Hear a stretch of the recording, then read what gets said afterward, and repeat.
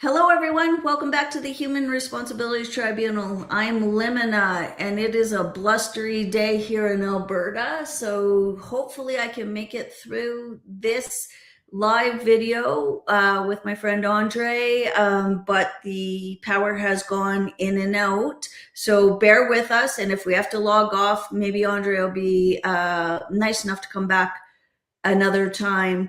I just want to announce tomorrow too, we have part 2 of Matt, who is fighting the EI mandates and has represented himself all the way up to a High Court of Canada. And we're hearing back from him and his uncle tomorrow about what's happened at that court date. So that's going to be tomorrow at 10:30. We'll be live with Matt and his uncle, and we'll be talking about what happened at the EI court date, which is huge. It was billions of dollars, again owed to Canadians, that was not paid out to Canadians because of you didn't do what you're told with your own body. So that's going to be very, very interesting. It's super fact driven, but I'm hoping we can drill down again to the human aspect of that, because a lot of people lost their homes, their lives, their futures, and that's important that we remember that behind all those numbers is people. And really, that's why I have this channel. It's people. It's still the hope for the future for people. And so that's why I welcome Andre. When I want hope, I go to this Frenchman. Andre, families are falling apart. We all feel it in our soul. There's a grief like none other when you feel like your lineage is broken. There is something to that. There is a sadness that is so deep, it almost interferes with your desire to remain on the planet. And so you and I have talked about this back and forth, just touched on it in other podcasts we've been on. But now I really want to drill down into it. There is something going wrong where people are choosing not to have children, but also that families that existed and that were once solid are now broken. Tell me more. You said you have ideas on how this happened and that it was even purposeful. First So of all, welcome. Limina, thank you for inviting me. It's a pleasure to be here and to have this conversation with you, especially about family, especially in those times. And I can start maybe to a short answer to your question. I will refer to French Canadian in Quebec. In the 1950s, we had what we call the Revenge of the Cradle. The Catholic Oh, Church at the time was advocating, Catholic people in Quebec, French Canadian, to have children. So families were quite big, three, four, five children, depending if you live in an urban center or you live in a rural environment. But families mm, were quite big, and the birth replacement rate was about 3.5 children per woman. I'm not saying per family, per woman. That's very important. And since 1960, this birth rate had fallen now to 1.3, practically the lowest in Canada. But it's a global tendency. We see this in many countries, and uh, this downfall of the birth rate started many, many decades ago. We can refer to one book of Michael Jones. The title is Libido Dominandi, Sexual Liberation and Political Control. And he's referring to how minorities are used as weapon. The black were used as weapon. yeah. After that, it was the women who were used as weapon, with feminism, with the introduction of the contraceptive pill, then the abortion, then the vasectomy for men, and how you Mm, can have free sex without any responsibility, so without any yep. children. The fact that since 1945 we had what we call the baby boom Yep. was because there was industrialization and wages were rising.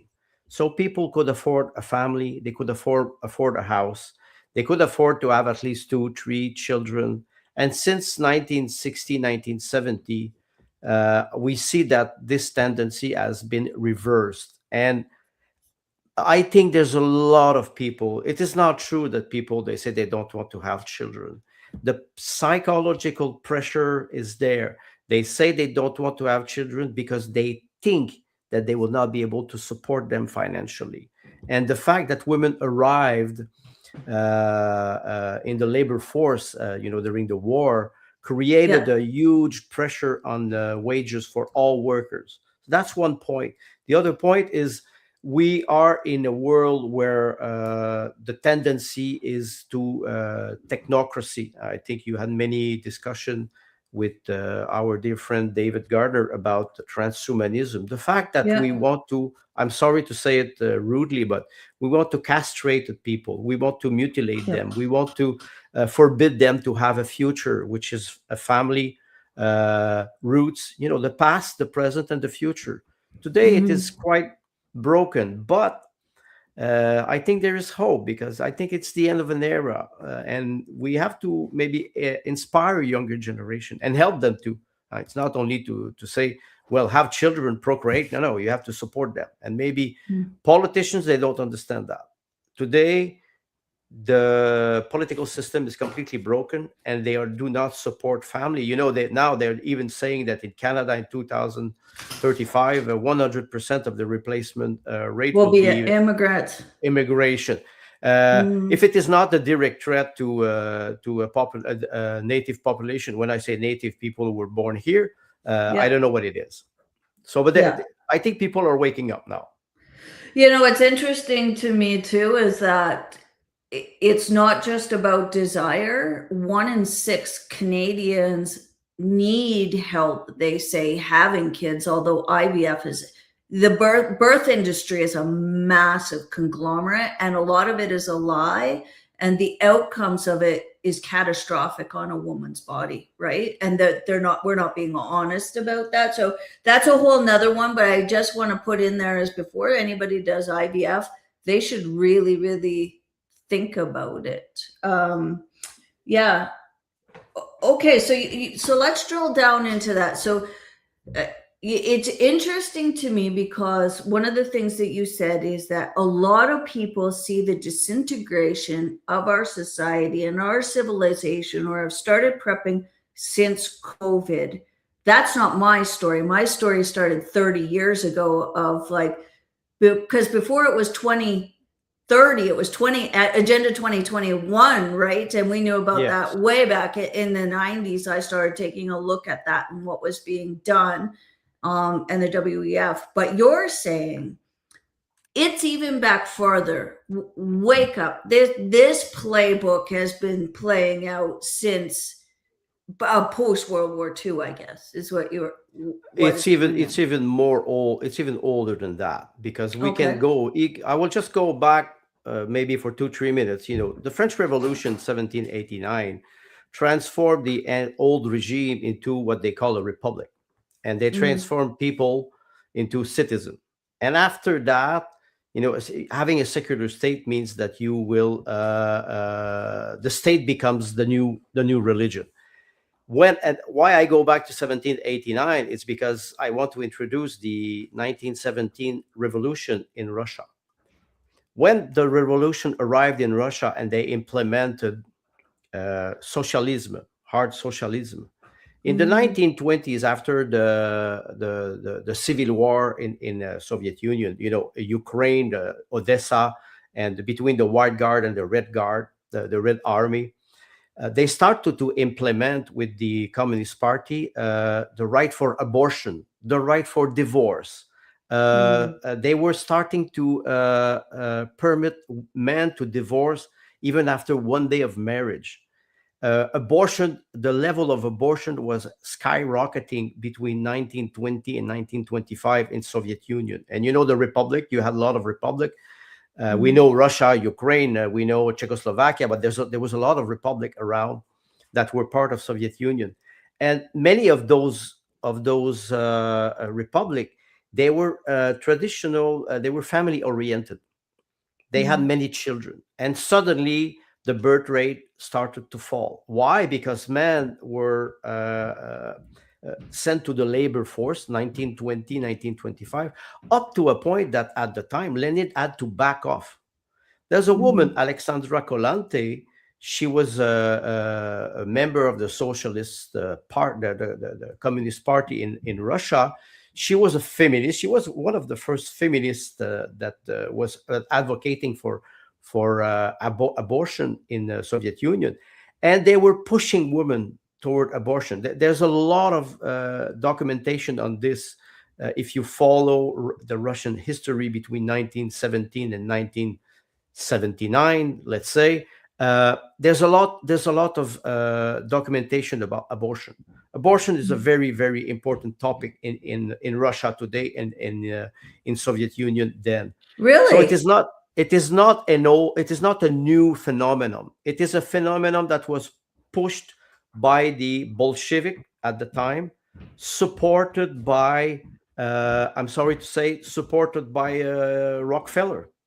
The Rockefeller Yeah. Foundation was founding the Communist Party to promote those ideas to have birth control. But then the problem is in 1925, Lenin had to back out because men, they were divorcing. They were marrying a woman, having sex with her, abandoning them. And it was the level of abortion was skyrocketing in 1923, 25. So Lenin had to Mm. back out from this. That Mm. was one of the first experiment about abortion. Then you fast forward 1943, women they enter into the labor force because men are on the front line.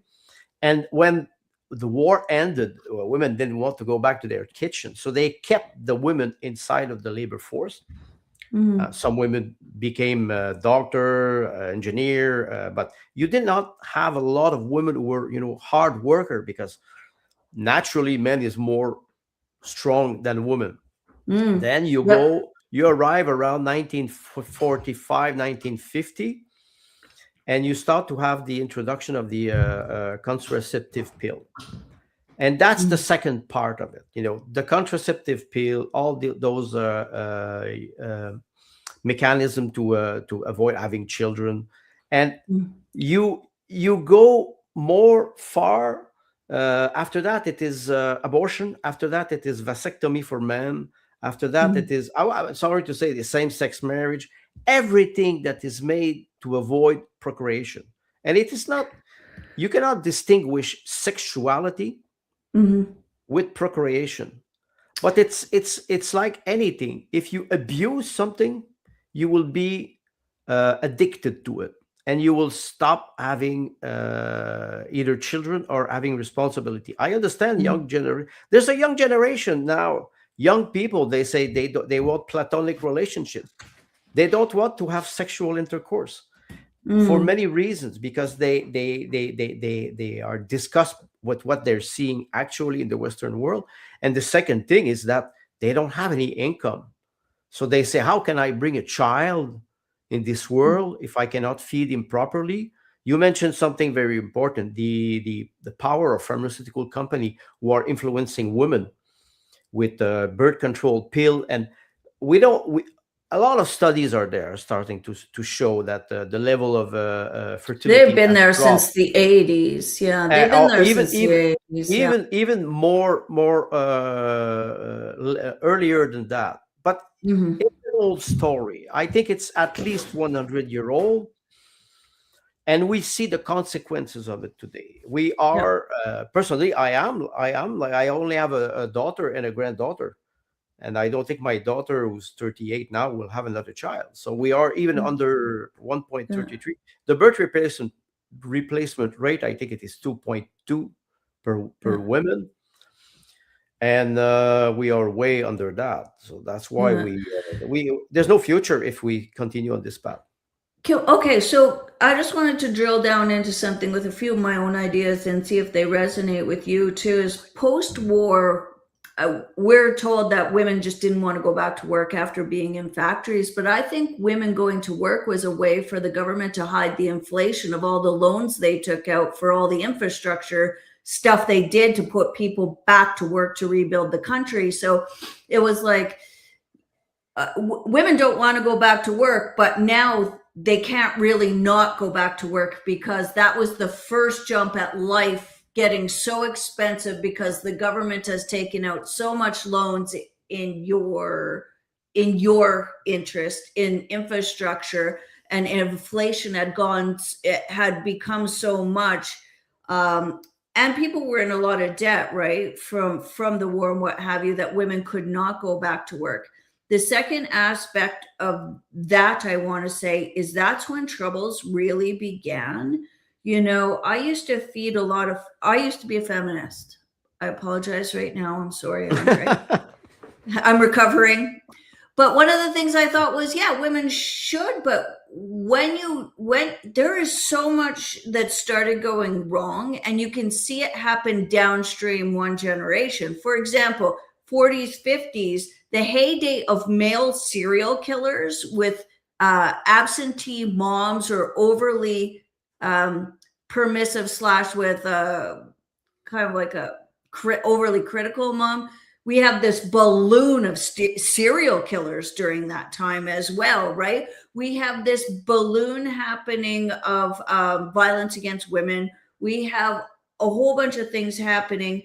And in the place of that woman, in walked marketing, right? That's when we also see TV aimed at kids, commercials aimed at kids. Then become their own consumer and one of the number one targets, right, in their hearts and their minds of the first screen, we'll call it first screen. So I wanted to say those two things and then see if you have any commentary on that, because I think looking back now, although we try to hide it, we can see some real familial outcomes that were in our face about absent women, and then the absent mothers, let's say, and then the replacement in the kids' lives of first screen, first marketing, and the first time children have been made the number one consumers of the family. This is a good point. Psychological manipulation Mm. through television, through radio, but through television in 1950 when television Mm-hmm. started. And yes, they were targeted, but it's an old. Again, I want to go back. It's an old process because this psychological manipulation can go back to the father of Bill Gates at the time, who was an eugenist man. I can even refer to Georges Bernard Shaw. I love Georges Bernard Shaw. I love his play, but he was an eugenist. He was advocating for euthanasia at the time, Mm-hmm. and birth control, the control of the population. So it's a very long process that is put in place decades after decades through marketing, through the way people how they perceive reality. I have, for example, I have an example. Let's say you're 1945, you're a woman, you have the opportunity to go to college and university because your family is, let's say, wealthy. Mm-hmm. Will you want to have children? Most probably, depending on your work, you will be able to have children. Will you have 3 4 children? Most probably not, but you will most probably have 1 or 2 children. Let's say one boy and one girl, and they always say that the perfect family is a boy and a girl. Mm-hmm. uh, you at least you're very close to the birth replacement rate, and as a woman you fulfill yourself. You do your duty as a woman, but you also fulfill yourself in your career, and you have a balance. Today, Mm-hmm. 2026, many women, they don't want to have children, but they advocate the career, and they see nothing else. There's no balance in this. They It's like, workaholic. They do not stop because they need to perform in a neoliberalist Yeah. liberal world. They have to perform as hard as men, and they do, but there are consequences out of that. A lot of burnout, a lot of Mm, single women and single men too. mm, After 50 years of this heavy tendency, I understand people when they say, I don't want to have children. I will privilege my career. But you arrive at 40 years old. Let's say you work from 25 till 45. You work 20 years, you arrive, you have a very good income, you have a very great career. But after that, what do you have? We mm. all decay one day. We all get old, and we all get old because we want to become wise. Yeah. Time is, you cannot buy time. So when you work, you have to be able also to stop, meditate. Let's say, look at your child when they're little babies at midnight when they're sleeping. Of course, at Mm. 2 o'clock, you get up, you have to breastfeed, and it is Yeah, another yeah. story. But the beauty of life has been completely removed from the life of people because they don't have time anymore. So they say, wait, if I cannot have this moment when I will be with my baby, my child, and see those beautiful moments, what do I have? So they focus on their career, and this is where they lose all the balance. I don't say women have to leave the labor force. It's not what I'm saying. I'm saying, can you find a balance between a career and a family, especially for women, for example, in career like lawyers or Mm, doctors? It's very, very hard. The family doctor of my wife, she's Lebanese, she's Canadian Lebanese, she's 30 now. She has 3 children. Lebanese people, she's Christian Maronite. They focus on family first, but she's a doctor, so she yeah. had to take a leave of absence because she was pregnant. But she goes back, and she said recently, she said, it's difficult. Now I have to choose. She's a doctor, a general practitioner. She said, I have to choose between my family or my career. Me, I know what she will choose. She will Mm. choose her family. She will continue to practice, but she will not be able to perform as much as a man because she was pregnant 3 times. That's natural. And I see many women now, they're starting to realize that if the purpose of a woman is also to perpetuate the future. I wrote recently one phrase. I said, when you send a man to war, a soldier, if you kill him, you lose one person. If you Mm. send a woman to war, you kill many generation, because if you kill the Yeah. woman, this is it, Yeah. it it struck me. And I think today a lot of young people, they will start to understand their future is not Mm. only money. Mm. It's not only money. It is beauty, it is love, it is, Well, they need love. purpose, like I talk a lot about purpose, is I feel like a lot of people aren't depressed. They have a lack of purpose, right? Because they can no longer see a future in front of them. And I think that's a little bit of the marketing that they want, because why not become transhuman when your life is all painful and you have no human purpose? Why not? I think it's a bit of the Exactly. marketing, right? When people say, oh, well, kids, they don't want to do anything because they'll never own a house. And it's like, well, I got to tell you, 20-year-olds don't have a frontal lobe. They're not that forward thinking. You've implanted that in them. 20-year-olds are soiling their oats or whatever, what is it? Sowing their oats. Yeah. So, yeah, so that is interesting what you're saying about women. And, there is that old saying too, the heart of it, that there is no death of a nation till the heart of its women are buried in the ground, right? And Mm. so you are taking that heart. And what I've noticed too is with women with their careers as well, even if they have a partner at home, male or female, that is doing the childcare, women really do want to be in charge of the nurturing. So then what ends up happening is they force their men into a female role, then they become unhappy with their men, because if they wanted to be in a gay relationship, they would be, right? And or and then there's a lot of conflict to try and force the other sex into that role too, and a lot of control it takes, and it malaligns the complementary nature between the masculine and feminine that was supposed to be there.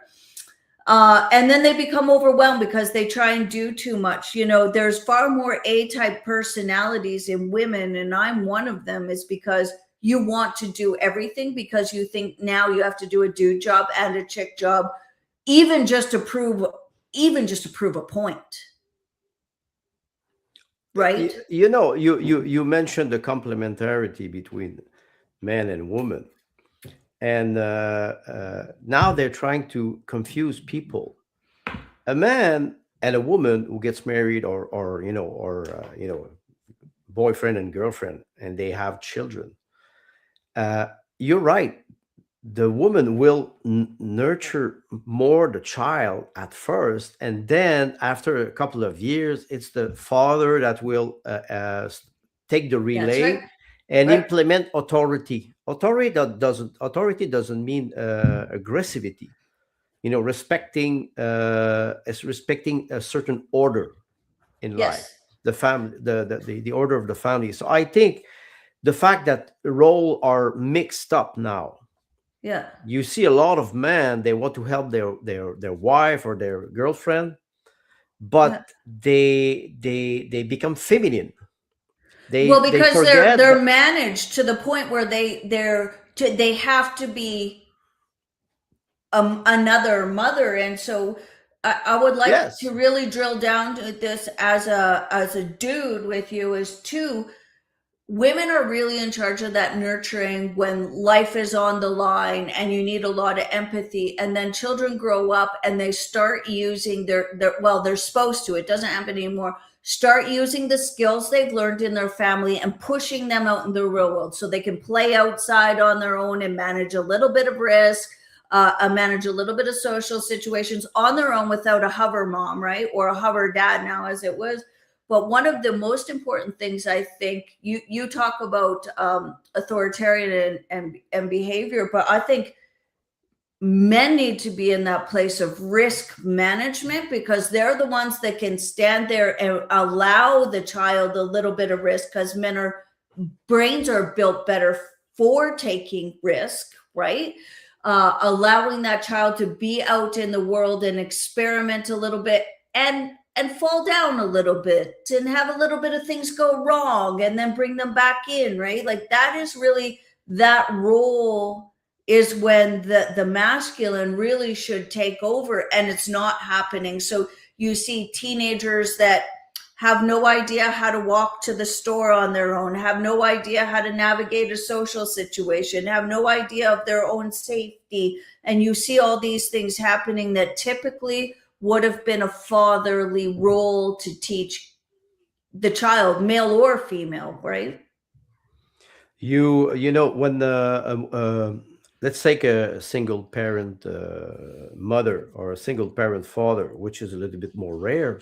It is more rare. The woman has to manage the two role, Mm-hmm. authority, and I would say authority and love. Let's take two simple words.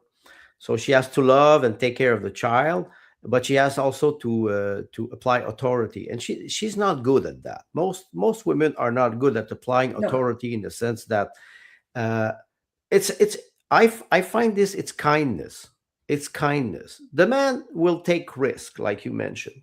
You go Mm-hmm. to ancient Greek. The woman was the, I'm sorry to say, that was the boss of the house. The woman Mm-hmm. is the boss of the house. And Mm-hmm. outside in the public sphere, the man will express himself. Yeah. But he Yeah. has behind him the support of the woman. Then a lot of people will arrive and will say it is not fair. Women cannot speak in public places. Yeah. No, it is not what was happening. It is not what was Mm-mm. happening. No. Women could express themselves. And we understand what happened, let's say 1940, 1930, 1940. Let's take Canada, when women had the right to vote. A lot of women could not even buy a car, or could not own a house or a flat, because they needed the signature of their husband. Mm-hmm. This has changed because we have understood that the personality of a woman and a man, they are people. Mm-hmm. So we are equal. We should be equal in rights, but we're Mm-hmm. not equal. We're biologically different. We have different mentalities, different way to perceive reality. Men are more Mm-hmm. strategic. I've seen this. Now we see a lot of women in municipal council, mayor, and they are when there's an event, let's take a catastrophe or something, they manage very badly, and then they scream for help instead of acting because they are not proper. They're not educated or they're not made for that. I rarely saw a woman. I work at Hydro Quebec for 33 years with a network operator in very very hard situation. Very the high storm. Women, there were no women on the battleground. No women at all. It was only men. Why? Because men, they are first of all, they're stronger. They were supporting weather. They can react differently. They react in strategy, risk management. You mentioned it. It Mm-hmm. doesn't mean that women is not intelligent at all. Look now in Quebec, you have 70% of the doctors in Quebec, the general practitioners, are women. Mm-hmm. Does that surprise you? Me, it does not surprise me for one reason. Because if medicine is a practice, Mm-hmm. women are very good at taking care of people with knowledge. Imagine a doctor, a woman who's a Right. doctor. I have a friend, he's Lebanese, he has 4 children. His mother was a midwife in Lebanon. He said he thinks, maybe he exaggerate, but he thinks his mother gave birth to about 5,000 babies in Well, the in the Meten, in the yeah. north of Yeah. Lebanon. And I Mm-hmm. met his mother. She died a couple of years ago, and she was like a very small woman. But I was looking at her. I was so in admiration. I said, "How could this young little woman give birth to 5,000 babies in the village in Lebanon?" And my friend is having 4 children, and I see how he acts toward Mm-hmm. his children. He inherited the beauty and the kindness of his mother. So I think that women are very good at helping people. That's why we always refer to caring. It is Mm-hmm. important. We cannot deprive society from the beauty and the intelligence of women. This is the future.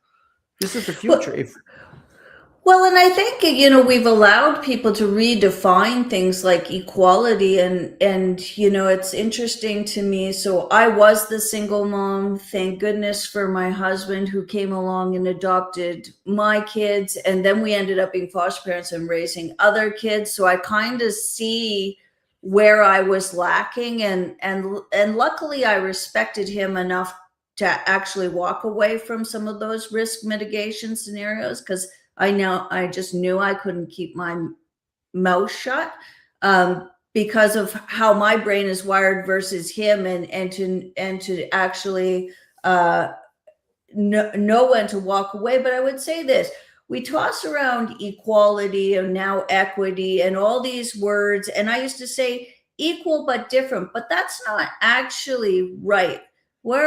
I think we've laid on, because as we've grown older, we've gone back to a more traditional home here, even without kids, where he does blue jobs and I do more pink jobs. Like, the house is my job, making it a home is really my job. But then I think too is like, equality isn't the word that I would use to describe us. So I've been trying to think about where to go from there. And I think I would say this to a young couple now is cultivate your relationship as a value strategy. Because so if you get back to where you stay at home as a woman and he makes the money, that isn't equal in terms of bringing in the money, but it could be equal in value. Does he value that every day he comes home and the house is clean and he has dinner? Do you value that at no point in time during that day did you have to worry about feeding your children? because he brought home the money. So look at a a value, an honored value system, right? Instead of equality or equity in a partnership, you look at, did he bring these things to the table that made my life so much easier? And was I able to do these things for him that made his life easier? And that's not about equality or equity. That's about value and honor. Yeah, honor is a very good term. The value, Mm-hmm. you cannot measure the value of I will say the income or the input of the man and the input of the woman. You don't Mm-hmm. measure that. And Mm-hmm. I remarried 14 years ago. I'm happily married, and we work. For example, we have a garden. You have a garden. Mm-hmm. We always often talked about it. And when my wife, when she's doing, the trench, and I say, this is my job, but she's doing it anyway to help me. In Mm-hmm. 2022, I have an old house, so I bought new windows, and instead of hiring somebody, I installed the window myself. It was raining in October. Who was my helper? Mm-hmm. My wife. And she Mm-hmm. was extraordinary. Of course, I'm skilled, but I could not have done it alone. So I'm Mm-hmm. happy when I look at the window. I said, "Wow, they're very well installed." And we have to understand that the strength of a woman. If my wife would be 6 foot tall, and she would train every day, most probably she would be more stronger than me. It does happen. Some women are more Mm-hmm. stronger than men, but naturally you will have the tendency towards some task, and you cannot measure you cannot measure with money. You have to measure with kindness, with love, with Mm-hmm. small attention. Sometimes you Mm-hmm. just do something. You see that your Mm-hmm. spouse is a little bit tired. You do something more. First of all, happy International Women Day today, March Oh, 8th. yeah. But no, but it is important to. And today, this morning, when I got up, I said to my wife, "Stay in bed." I cook. I cook a lot. My wife, she's an incredible cook, but I spent a lot of time during my life being alone, so I'm a very good cook. So I said, Mm-hmm. "Stay in bed." I do the breakfast this morning. I cook often, but this morning I Mm-hmm. said, "Stay in bed. I will prepare everything." So it's That's important. nice. Just those kind word, kind gesture.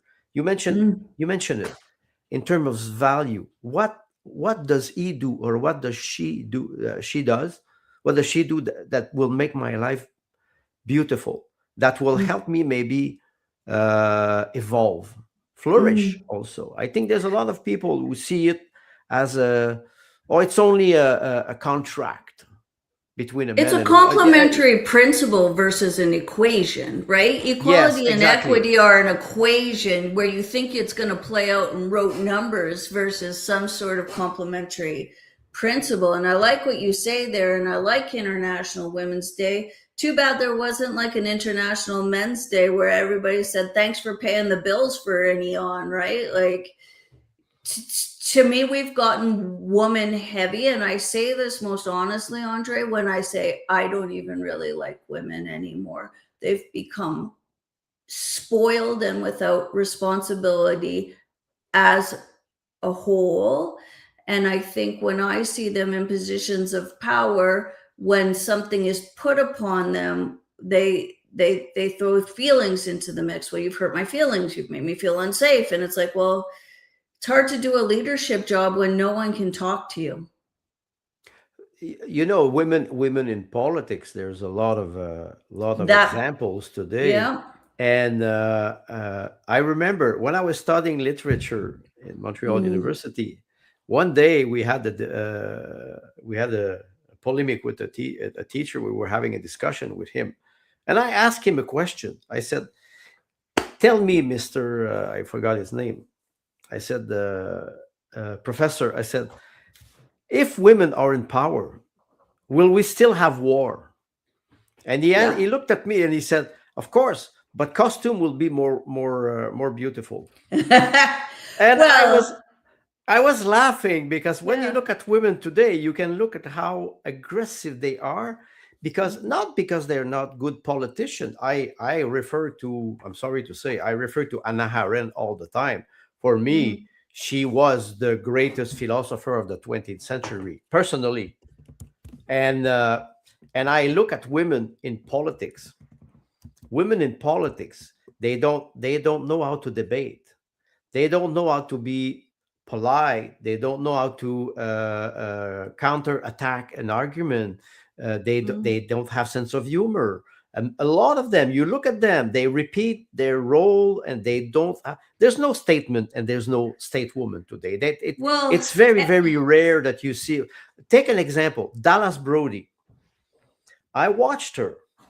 She's a very clever woman. She's very yeah, intelligent, very well spoken, but first of all, she lacks sense of humor.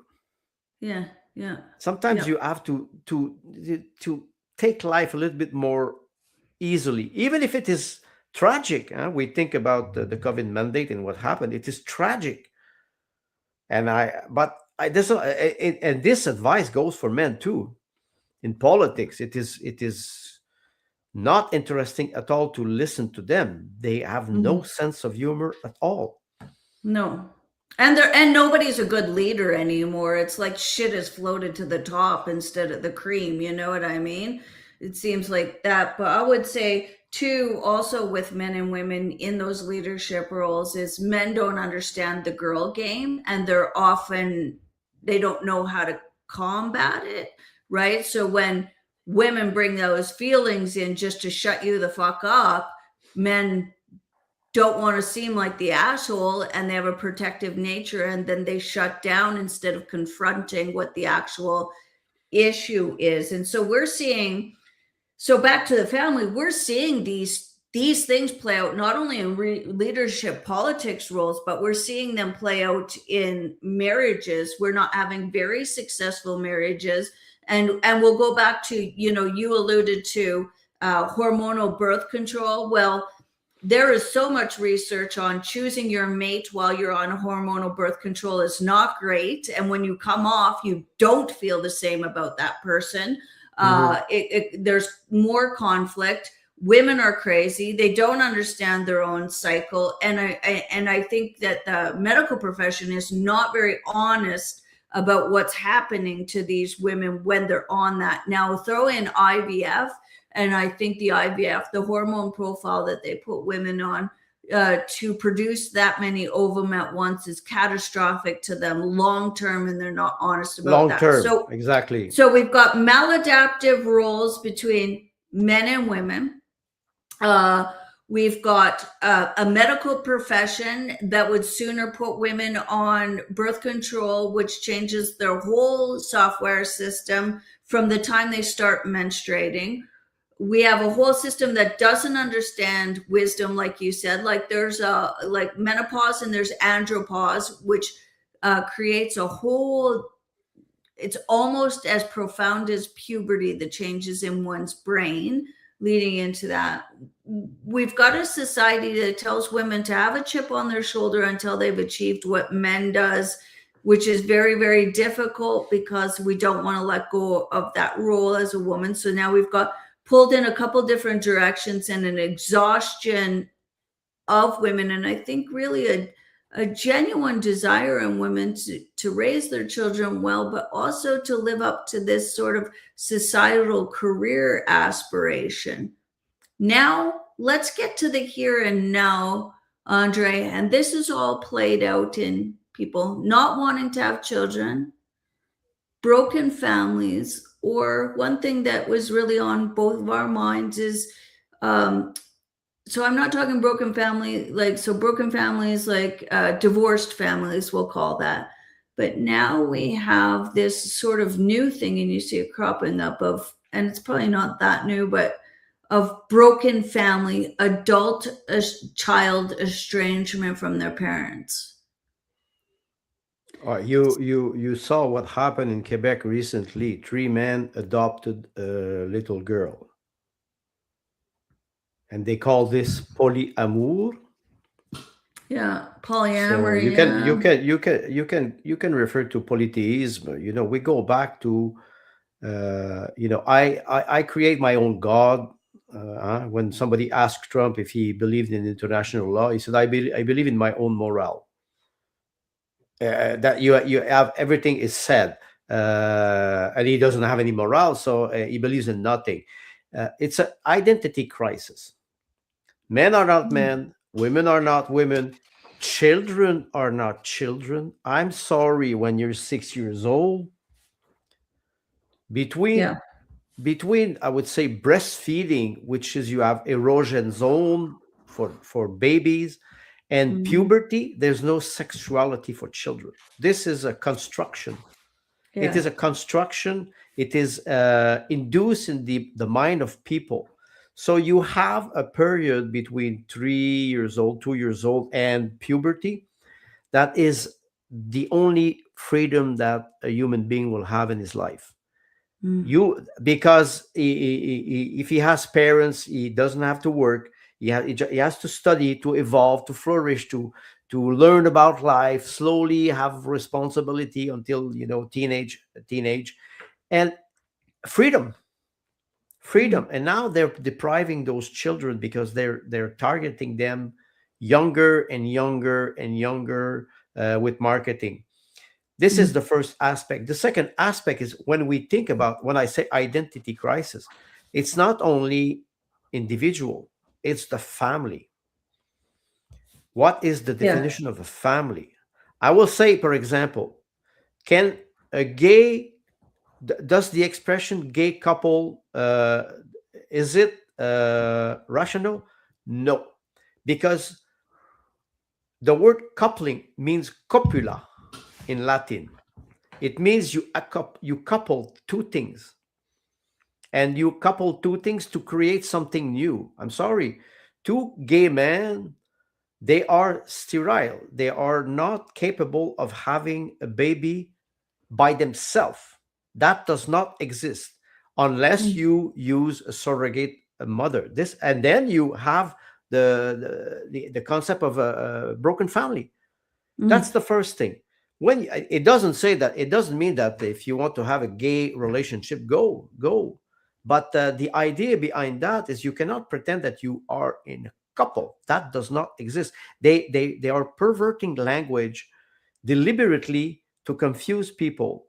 And we arrive where we ask ourselves, what is the concept of a family?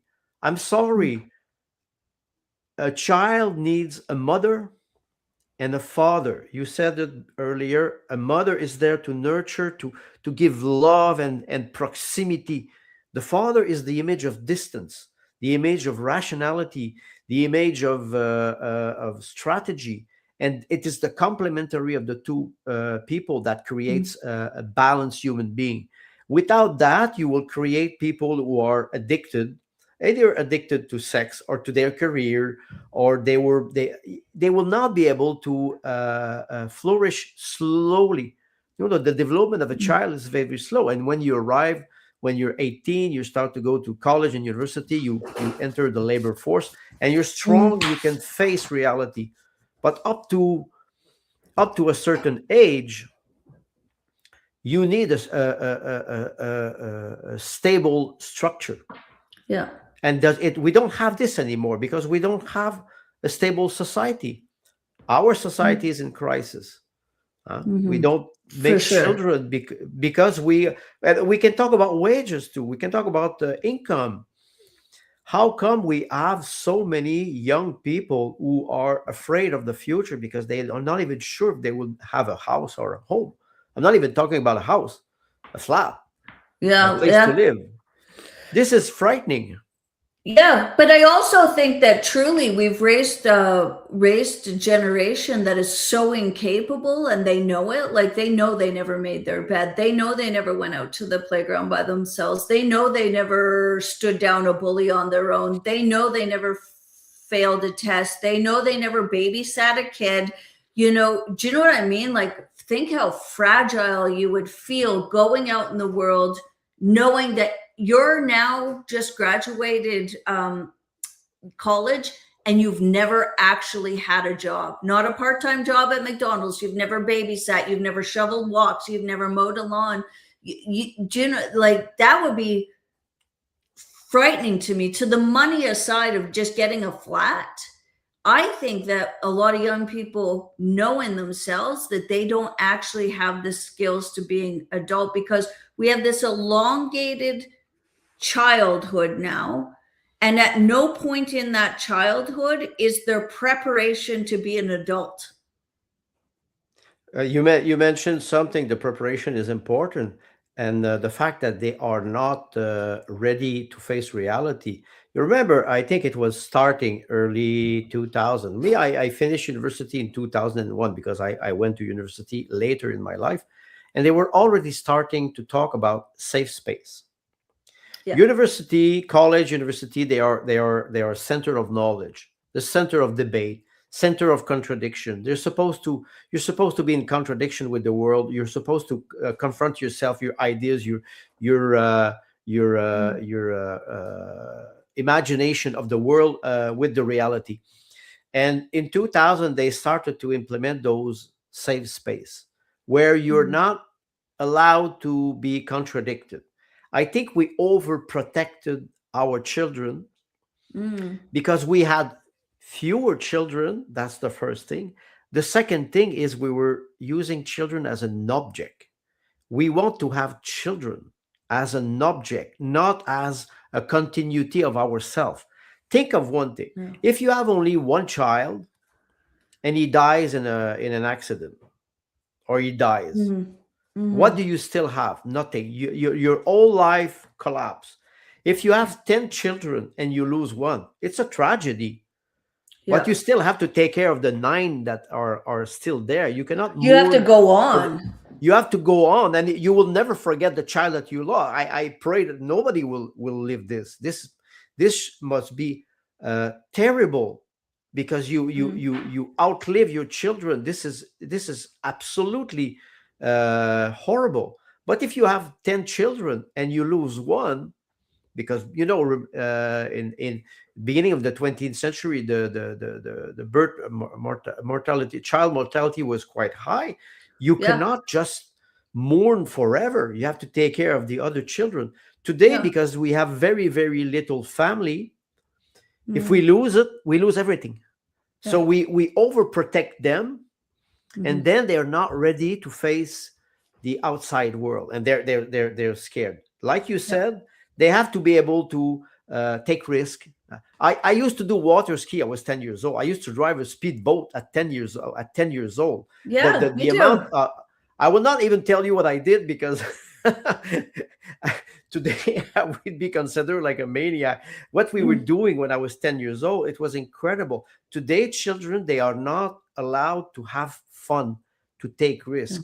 Of course Yeah. there's always a risk, but come on, you have to let them live and experience and Well, take and you risk. should want them to, right? That's the only growth. I read this set of books. I can't remember the author's name, but it was called The Children of Time. And in the first one,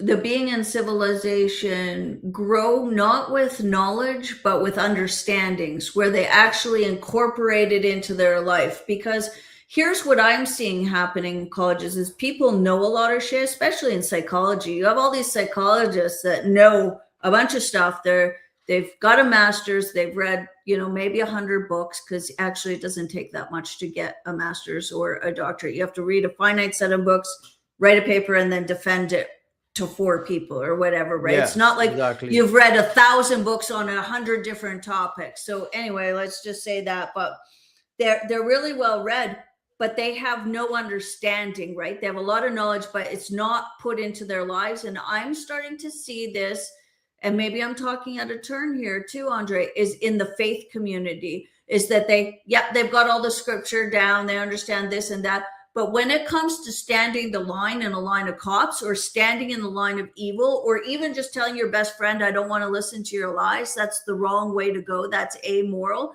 They have no living faith. They have no understanding of how to implement it. So even when kids are learning things now, they never have an opportunity to actually deeply understand it, to live out their own narrative and see how the story plays out in their life, right? And so then we get to this place now, here we all are, where our adult kids either outright hate us or resent us, um, or us them. Like, I talk to a lot of people that resent their kids and maybe their adult children, and maybe rightfully so. Some feel like they're held hostage by that. I don't want to be seen as the mom whose kids hate them, or uh, and we don't want to have that severed lineage, because how do you go on when you know you've done 50, or I don't want to get too upset, 50 or 60 years into something and there is no lineage? You're going to die by yourself after putting all this energy into your kids, rightly or wrongly, by yourself, or you're not going to be able to carry on, or you're not going to see your grandkids. And I think there really is a depth of grief there that people I see are either shutting down, saying, fuck those kids, I'm walking away.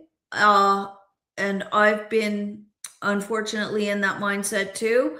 Or just that deep grief of, I'll do anything, please come back into my life. And then you have these adult children running amok, still living off their, elderly parents. And I feel like there's only those two things happening now.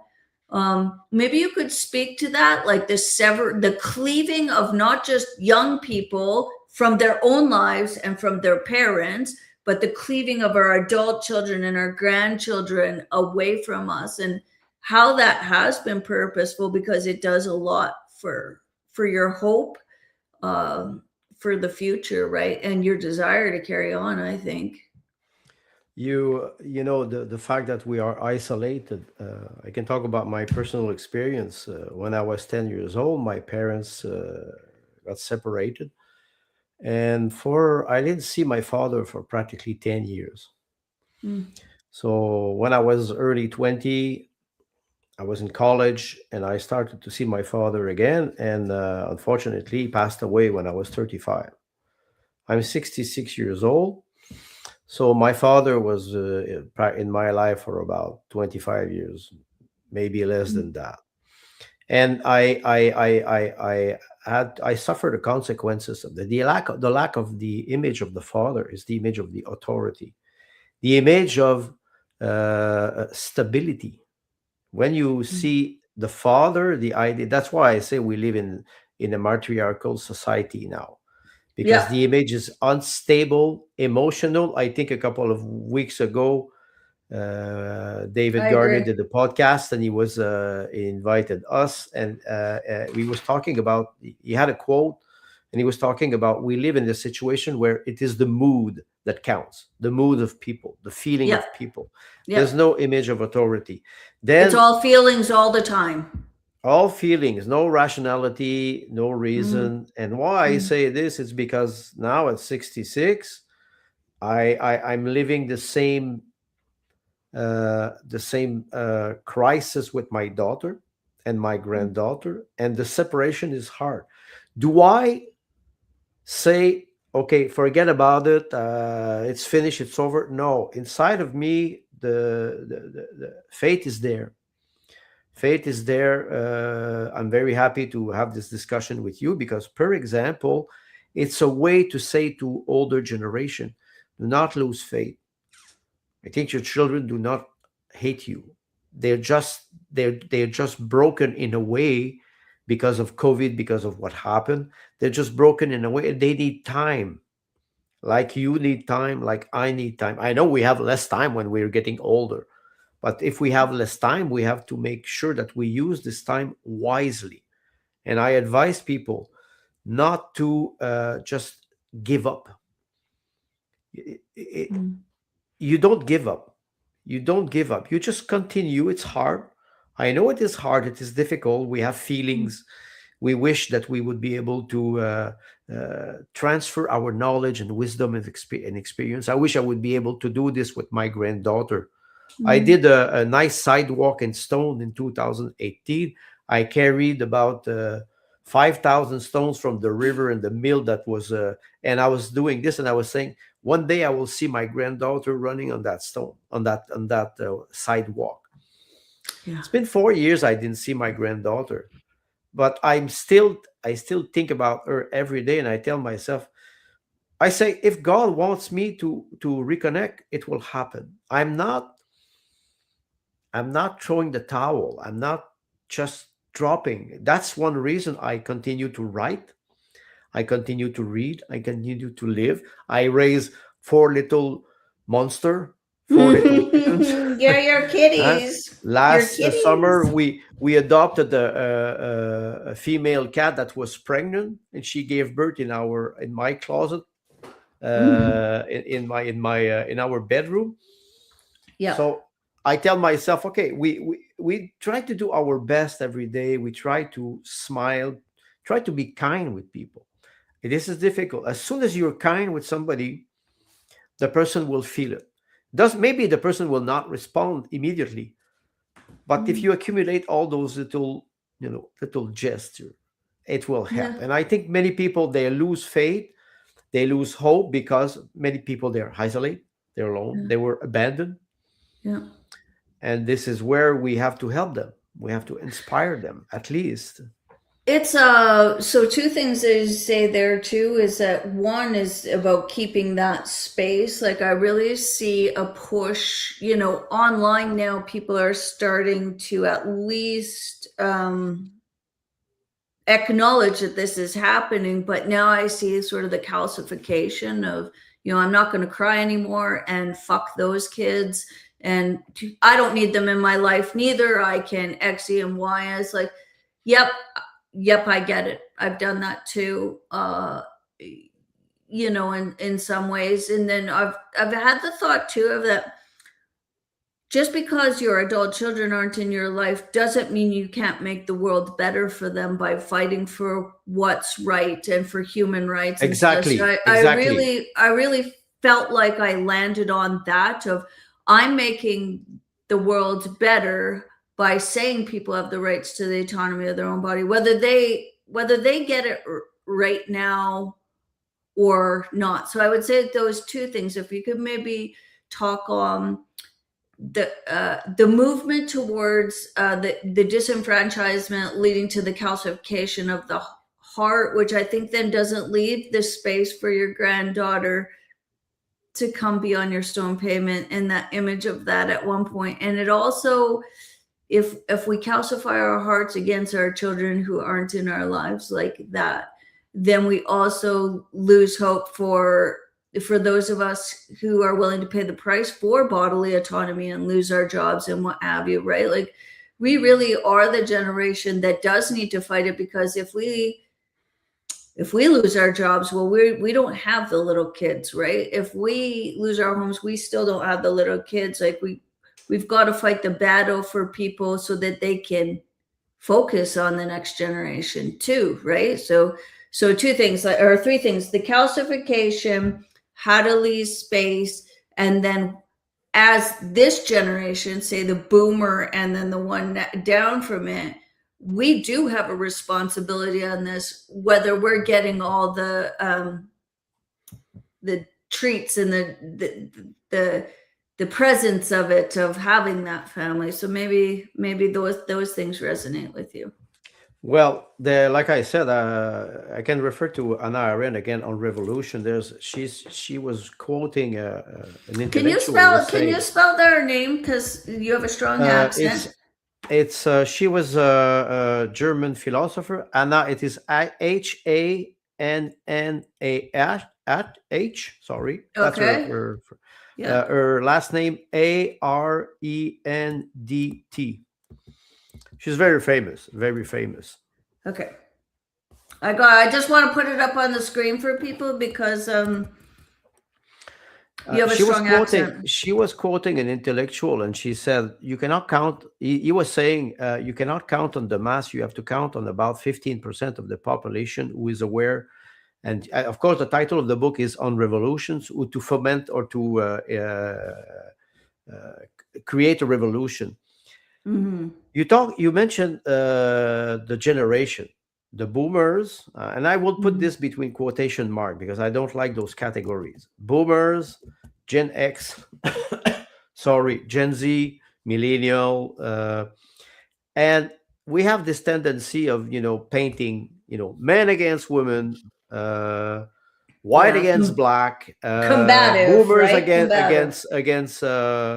against younger generation, Christian against Jews, Christian against Muslim, Muslim against, we're very easy. It's very easy for us to do this. I know a lot of people my age who are not awake. That's a reality. I cannot dispute that, for many reasons. Like you said, some people are very hurt and they say, okay, what the hell with this system? I will just finish my life and I will try to save myself. You have a lot of young generation who are not awake. They are very, very skilled with technology, but they're not more wise, or they're not knowledgeable and no experience. But you have a Mhm. lot of young people who are awake. You have a lot of people who are faithful. You have a lot of people, younger generation, who feel this and this is not my world. But they, instead of saying we just trying to identify the problem, they say this is what we want. So, and this is their future. And Mhm. our generation, or generation like the Gen X, we do have a responsibility. I'm retired. I'm a writer since 33 years. I write.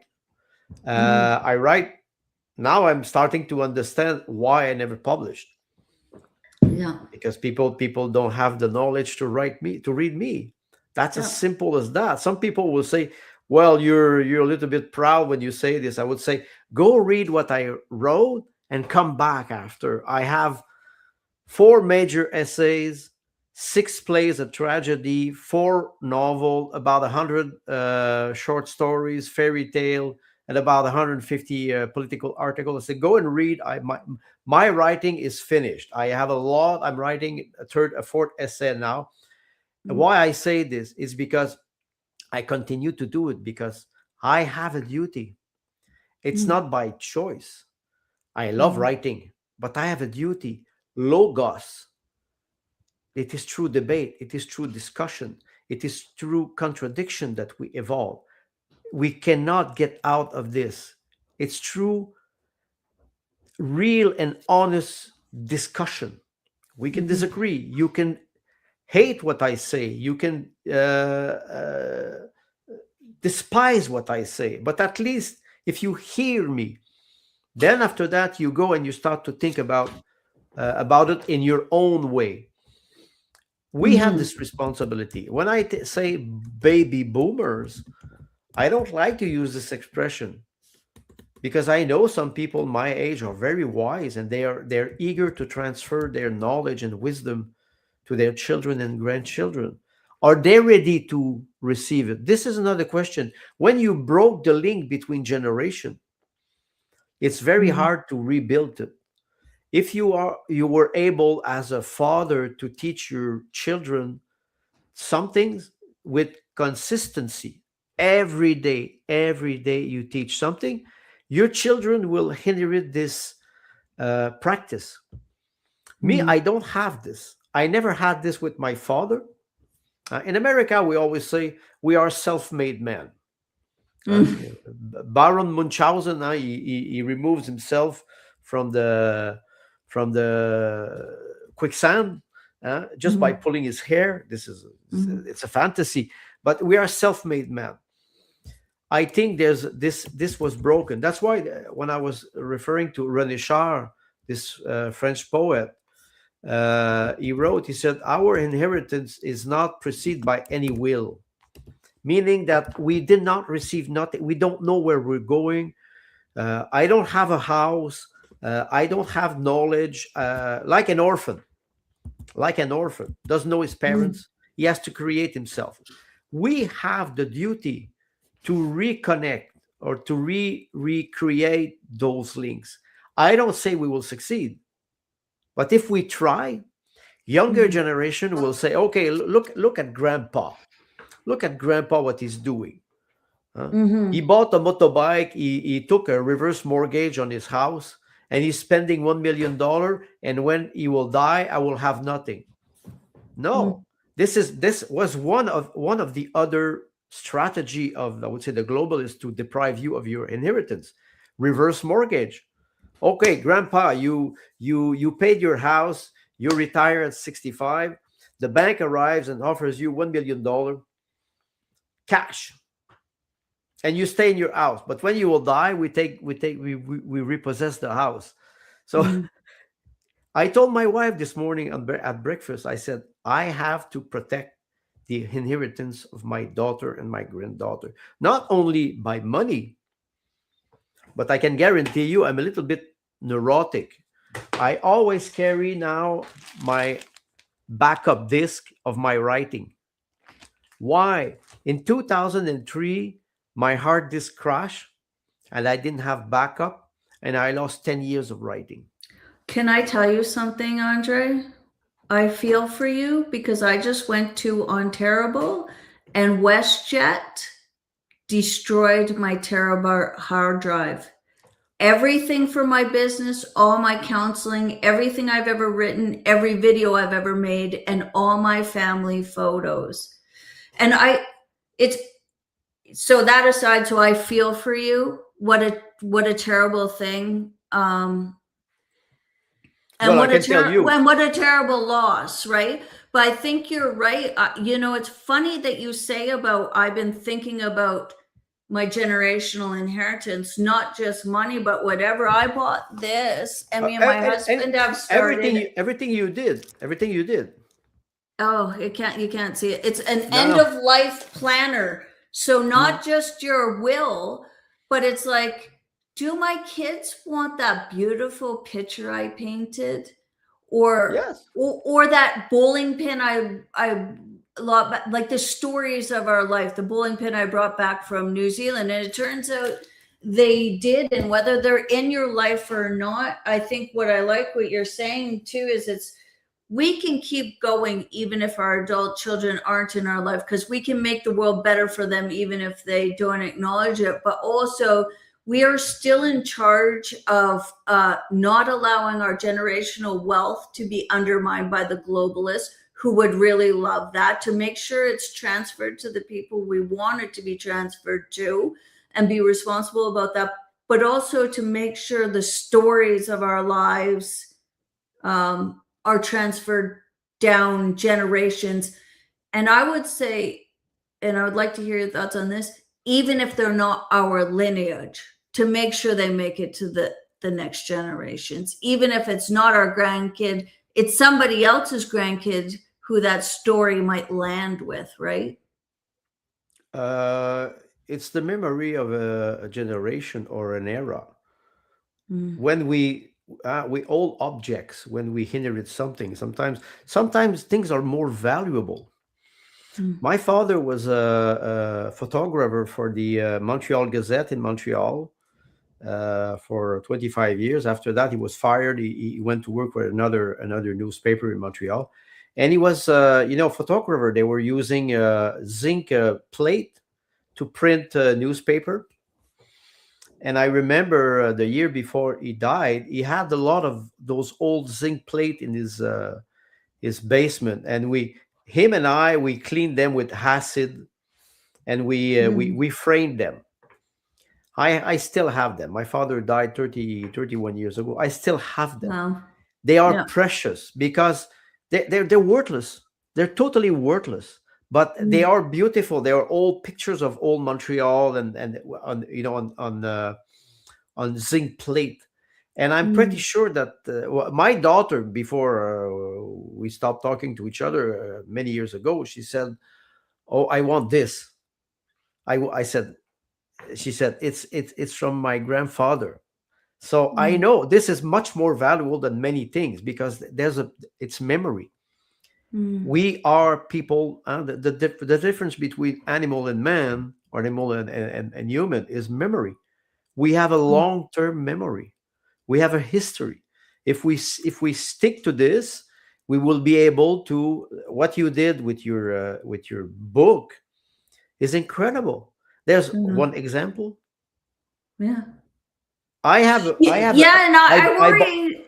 Sorry, I worry if people get into that idea, even my own self, of calcification, of like, fuck them, I'm going to live my own life, that these memories won't be passed down, that out of spite will withhold the information and the story and the items from them that we know that they wanted, right? Like, so for example, like, what if out of spite you just said, well, I know she wants those, but fuck her, she didn't talk to me for 4 years. You know what I mean? Like, I can really see you're a lot nicer person than me. I can already tell, Andre.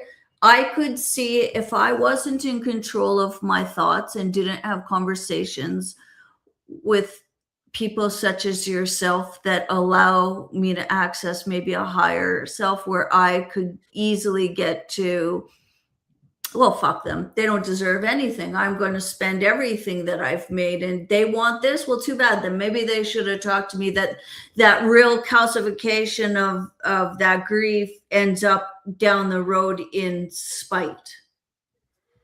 Well, in 2022, I was quite upset, but now I calm myself, and Mm, I tell my wife sometime, I say, I think I'm starting to understand the definition of the word wisdom. mm. Wisdom means to be wise, calm. I'm a Latin. I'm French Canadian. I'm sorry. Sometimes I burst in flame, and my wife, she says, you're like a propane gas tank. You blow up, Yeah, and after that, there's nothing else. yeah, yeah. But I've calmed myself, and I try to stay wise. I try to stay polite. I try to stay, and even if it is difficult, uh, we still feel. Uh, I go back to this memory. The memory that I have of my father, for example, through the history that my mother told me. I'm in peace with it. I'm in peace with what it was. Mm, I analyzed it. I'm one of a great reader of Freud. I've read all the book of Freud, so psychoanalysis is very good. One of my neighbor, when one day, she said, Andre, you psychoanalysis yourself? I said, of course I do, mm, all the time. But the idea is to be in peace with ourselves. That's the main goal. Being in peace is meaning being in peace with our personal history, and mm-hmm, being in peace with the entire world. I know it is not easy. I know it is difficult. But that's mm, why sometimes I advise people, maybe disconnect yourself from this reality. Try to see the beauty outside. That it was mm. a month ago. It was a snowy day, and I in my life I have a lot of deers and squirrel and Yeah, me a too. lot of wild animal. And I look at the telephone pole and I saw an howl. Is that how you pronounce it? What A is it? howl, a big bird with a Oh yeah, owl. Yep, howl. yep, yep. Limina, that was the first time in my life I saw one live in front of me, Really? I've and I got two was and screenshots. They're amazing. there, and I was like, I called my wife because my wife was traveling abroad, and I sent her some picture. They're not very good, but I said I was like a little child. I was Mm, like fascinated. I said, beauty is all around us. We mm, have to see it. mm, We see there's so much ugliness, but mm, sometimes you see beauty, and it calms your soul. This is what I tell me all the time. mm, All the mm. time.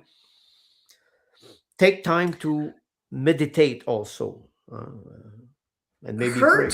Hurt can really make you. One thing that's going through my mind as you say that is, hurt and grief can really make you selfish. I've been wondering Y- about that myself, and what you're saying too, in that the meditation and the looking around, is like, sometimes you just have to get out of yourself. It's not totally all about you, right? There's a whole other realm of things going on that's not about this one relationship. Yeah, exactly. I can refer to for example, to my daughter. uh, it's I ask myself all the time, what is she doing? What is happening? And I cannot I cannot be mad. Mm, The angriness has disappeared. I can be sarcastic. I'm very sarcastic. I'm mm, very ironic. I write satire when I write my article. I always make jokes about it. mm, Sometimes they're hidden, but I don't want to be angry with people. If I absorb, I can take this Buddhist practice. mm, You inhale hate and you exhale beauty.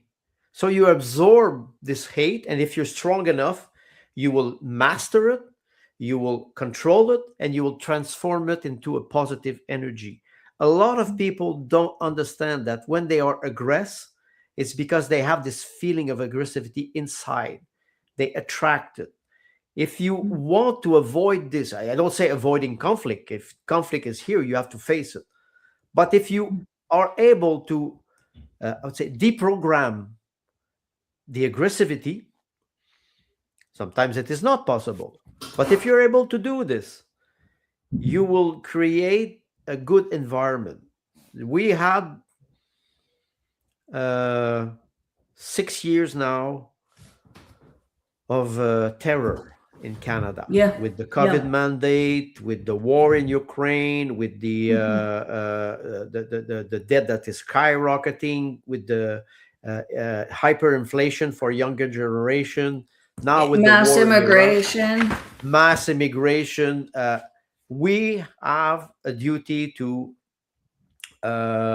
change the our mentality. It's funny because I'm not a fan of Amazon, but in Canada, what we can do. So I ordered something on Amazon this week, and because I live Mhm. in a village, the delivery service is bullshit all the time. They never find the Yeah, us address and us blah too. blah We're blah. rural. Yep, it never gets to Exactly. where it's But going. Yeah. anyway, I receive an email saying, "Okay, your package will arrive. It is Usama who will bring it." Hmm. Immediately, I'm starting to laugh. I tell myself, "Usama bin Laden," and I Hmm. and it is a joke. The man arrived. He called me. He speaks French. He's good French, but Oh, he's completely lost. yeah. Arabic. When they come from North Africa, they speak good French. So he's completely lost. So I'm Yeah. on the phone with him. I said, "You have a GPS?" Yes. Yeah. So I guide him until my house. And when he arrived, he got out. It was very sleepy because it was high. I said, "Be careful, blah, blah, blah." I said, "Thank you." I said, I have this flashlight. It was at night. I said, "You see the number? It is here. Next time you come, you will know." So he looked at me and I wanted to be kind with him. I said, "Thank you." I was very happy. I, Yeah. I don't care about the person. I don't care about his religion. It was, I wanted to help him, and we made contact outside. And after that, I think he left, and I was happy. I said, Hmm. "Okay, he's an immigrant. He arrives here. He works for the delivery company, and why would I complain about something? I use this as a way to transform myself and to be more kind with people. I don't say it's always easy, but Yeah. if we don't try, we don't give an example for younger generation." You're right. Right. Yeah. Okay. So I hear what you're saying of like when you're in there, one thing I'm really hearing through all of it, moving out of the combative nature into understanding things in a complementary nature, your duty to know yourself is really what I'm hearing, and be in charge and in control of what you're pushing outwards. And that you are really in charge of going forward, right? You're really in charge of your part of going forward. So let's get really into like reclamation. So what would happen, you brought up your daughter, what would happen if she gave you a call? Like what would you be your starting points towards the reclamation of that? Because here's the thing that I also think is huge, which we don't really have a platform for here, is that it's one thing to like forgive somebody for lying to you. It's one thing to forgive somebody for even, say, maybe not thinking of you or being inconsiderate. But it's a whole nother thing when your adult children come back in your life and it's like they made you a second class citizen that could have been sent away from camps and it was okay for you to lose. Like they basically were okay with the destroying of you as a human being or your human rights. Like that's a one massive hurdle to get over. And the other massive hurdle to get over is I think we are in the territory of false memories. As you know, I'm not a huge fan of the industrial mental health complex, right, which includes psychology, which is now in their trauma mining. This is exactly like satanic panic, right? Something's wrong in your life. We're going to mine and mine and mine until you come up with a time where your dad made you eat a baby, and then they created that memory. That's happening now too. Oh, you don't like something in your life? Well, clearly your parents were assholes. So let's go back and create this. And I see this in other children, my own children, where they've almost created an alternative history that isn't there, right? That isn't there. Um, and so just like with the false memories, what we did in the 80s was like, oh, well, they were false memories. And everybody just had to try and figure out how to put their families back together. So we have two things going on here.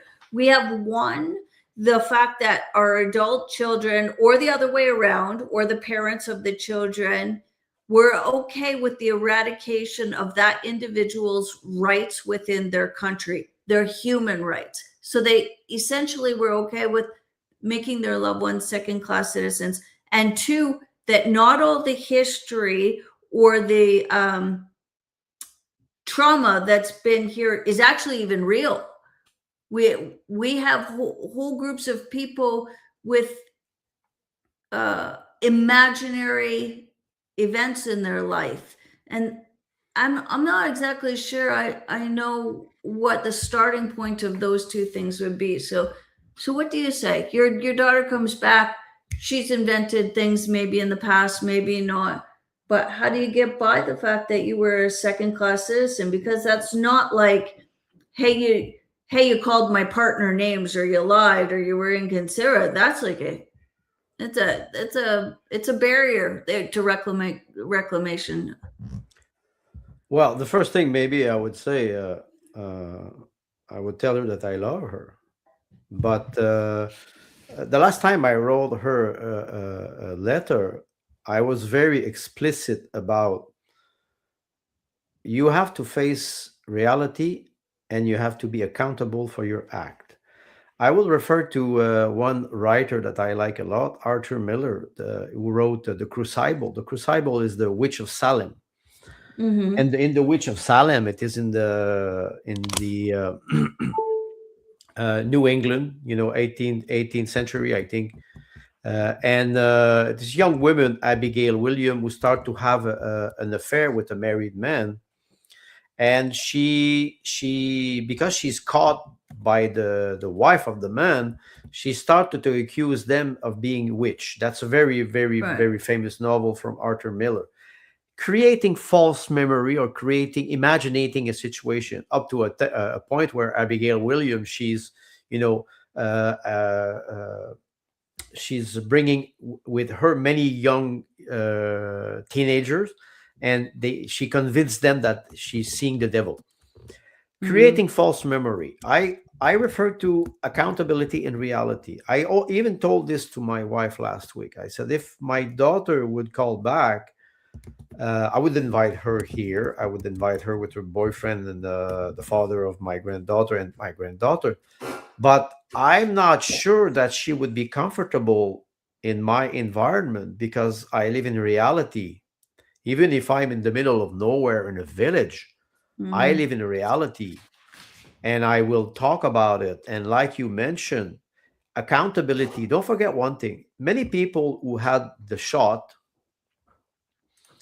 or were coerced into having this shot, they're feeling guilty. Not only guilty because, like you said, they wanted to deprive us unconsciously. they want to deprive us of our human right, but Mm, also they receive the injection. mhm, They may be the victim of adverse event or side effect. We don't know. And the mm, fact that they are maybe carrying something that will deprive them of their health, this creates a very big feeling of guilt. They cannot face it for themselves. They don't have, my daughter, she doesn't have to see me. I'm pretty sure she feels it. She will not express it, but she feels it. You can imagine she would arrive here. The first thing I would say, for example, you're happy now you took the shot and blah. This is completely idiot. I could not act like this. You have to be diplomat. And also you have to understand that many people, they were caught off guard. And up to a point, uh, it's not even a question of forgiving. I forgave my daughter. It is not even her. She's a victim like me. But she has to face reality and her own responsibility. And personally, I think she's not ready. mm, I don't condemn her for that. She's just not ready. Am I ready? I'm not sure. Maybe I would not be that nice. It's very nice to have a podcast and discuss like this, but in mm, reality, if I was in front of my daughter and we would start to have an argument, maybe I would not be that nice. Maybe I would fall back with my anger. So maybe I'm not ready. I think God will decide one day. Will say, okay, this man is ready. His daughter is ready. I When I asked my wife to marry me, that was in 2011. I didn't know. I didn't know, and we make jokes. Yesterday we were making jokes, my wife and I. My wife, she said, I'm a terrible person. I said, I'm a terrible person. I said, oh, now I. She said, I think God looked at us as, oh, there's a terrible person here and mm, another terrible person here. mm, Let's put them together. And we we don't know what will arrive. I keep faith. mm, That's why I have hope. I have mm, hope. First of all, she's alive. She's well. My granddaughter is well. Maybe she's watching this podcast. I even don't know. I do mm, podcasts sometimes, and I think about, maybe she's watching and she's not saying nothing. I don't know. mm, So mm, there's always hope. And this is maybe the message I want to tell people. It's not because they don't talk to you that they don't think about you. This is totally false. You cannot erase people from your mind. It's been 20 years I don't speak to my sister. mm, Last night I dreamt of her. mm, Wow. And I told my wife this morning, I said, what? How come it is strange like this? And so you cannot erase people from your mind. That mm, does not work. Your mind is more mm, clever than that. It will bring mhm, you memories, and sometimes it will bring you nice memories, mhm. beautiful memories. You have to stick to that. That's what I would tell my daughter if she would come. But first of all, I will tell her that I love her, that I miss her. Yeah, it's interesting. So we've been trying to put our relationship back. So we had a 4-year gap with our adult kids, right? And my daughter and her husband were over, and we were, whatever. And I don't know. I said something, then she said something. It was kind of in jest, but I could tell she was like, it was about welfare. I think I said something about people on welfare or whatever. And she's, Mom, don't say that. And I was like, oh, here we go. Sure, her and her fucking bullshit, right? And I just think about that because I'm crass. I'm not as nice as you are.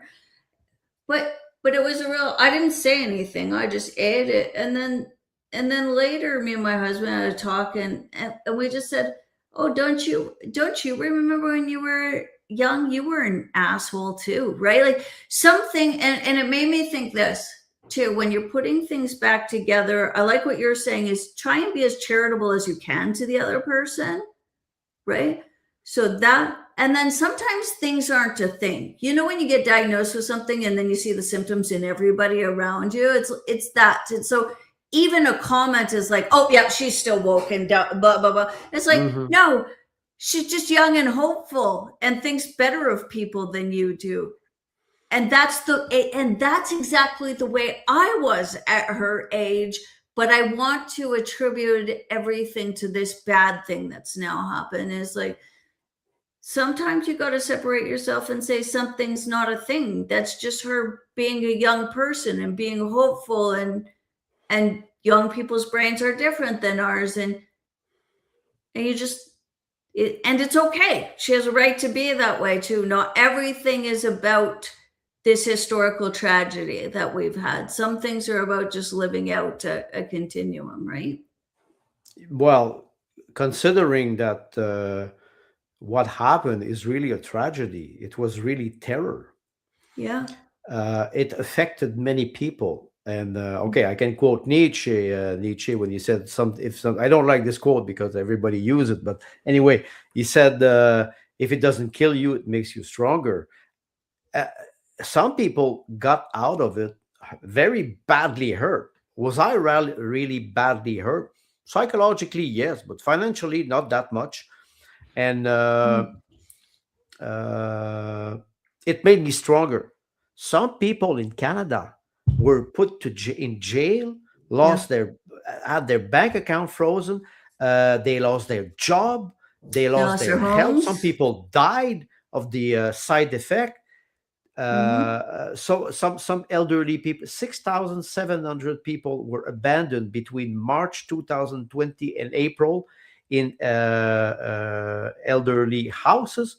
They died without treatment, without medication, without water. They were isolated Oh, in Quebec. yeah. I will never forget this, and people will have to pay for this. This is one of my duty, not for me, but for those 6,700 old Mm. people who died alone, far from their family, because of a regime that imposed this terror on them. This is something that I cannot forgive. You need a process to have reconciliation. You need to be able to prosecute the perpetrator, judge them, condemn them. You need reparation, and then you Mm. can have reconciliation. If you don't have this process, it will not Mm. happen. And many people today, they stay in their guilt. They try to pretend that nothing happened, but their Mm. guilt will destroy them. I know Mm. I can talk about guilt. I will not go there because it could be a long, a long story. But Mm. guilt is a very powerful motive, but it is also very destructive. And when you start to understand that, you start to feel more in peace. Accept what you did wrong. I try to do this. I see now. I go back to my past. I try to see what I did wrong, Mm. why it happened. Was it selfishness? Was I coerced to do it? And then I try to say, okay, can I do better now? So one thing too is like taking. I like what you say there too, because one of the things I liked is you handled things with your daughter quite different than I did, especially in the beginning. And I think things would be much more manageable and easier to put back together, had I maybe taken a page from your book, although I didn't know you then.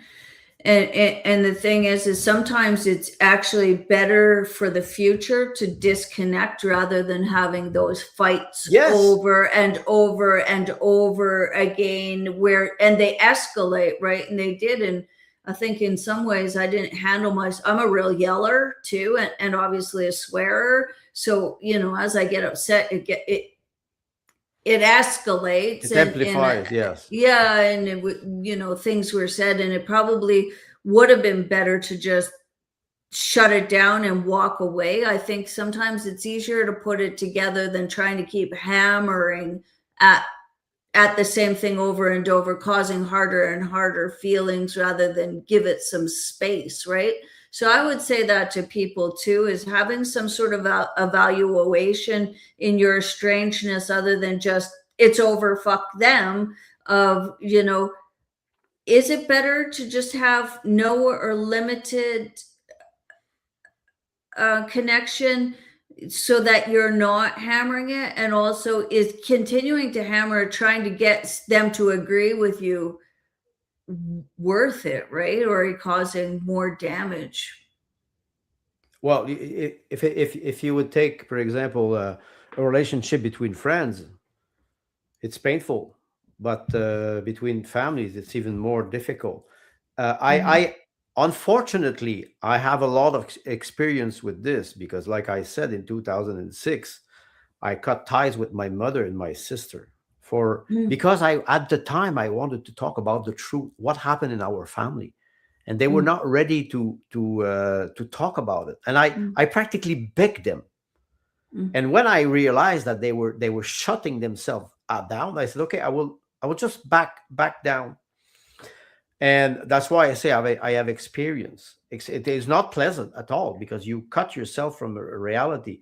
I avoid the conflict because they didn't want to discuss what happened to our Yeah. family. Yeah. With my daughter, and I can refer to what you were just saying. Sometimes you want to fight because you say, I love the person. We have to We have to work uh, this out. We have to get this to, we yeah, we have got to to sort figure it it out out. together. But Mm. I've noticed something.